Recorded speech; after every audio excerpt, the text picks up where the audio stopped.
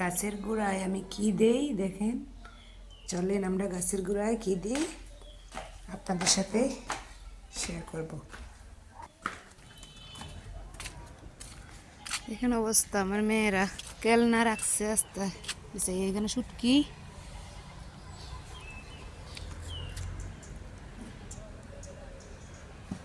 আলু, এই যে আলু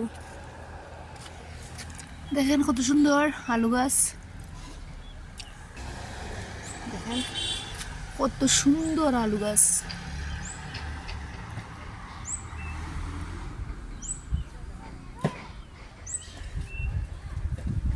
এই যে মেহেন্দি গাছ, আজকে প্রচন্ড বাতাস আর কুয়াশা। তেজপাতা গাছ, টমেটো গাছ, আর এই গাছটা কারা কারা চিনেন? এই গাছটা এটাকে বলে পাথরকুচি, মানে এটা একটা ঔষধি গাছ, এটা একটা ঔষধি গাছ।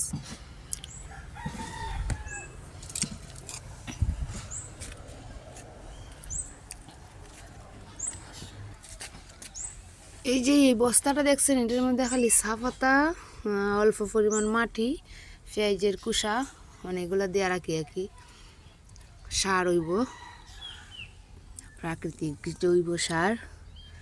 এখানে দেখেন ছোট ছোট ডুগি ফুটছে,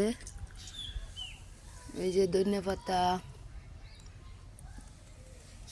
আর আমার একটা সুন্দর লাউ গাছ।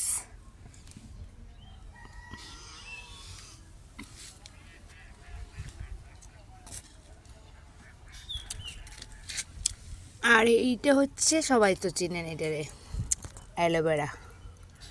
এই গাছটা প্রায় মরার অবস্থায় ছিল, কিন্তু আমি খুব যত্ন করে গাছটারে মানে জিয়াইছি আর কি, ঘাস হয়ে বড় জায়গা।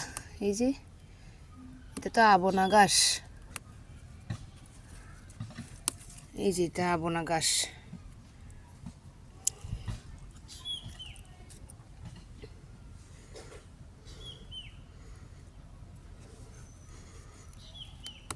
আবনা ঘাস হইলে এভাবে ছিঁড়ে দিলে ভালো হয়।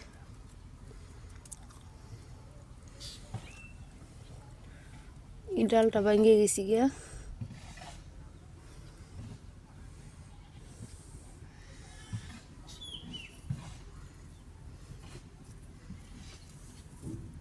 এখানে একটা মরিচ গাছ দেখেন, মরিচ ধরা আগে মানে মরিচ ফাইকে গেছি গিয়া, কি একটা অবস্থা দেখেন।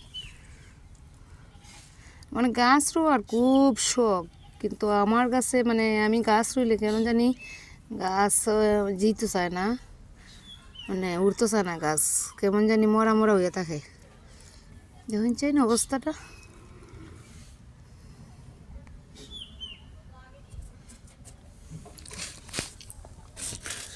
এগুলো আনছি ডিমের কুসা আর চা পাতা, এগুলোর এখন বস্তার ভিতরে দিয়ে রাখবো।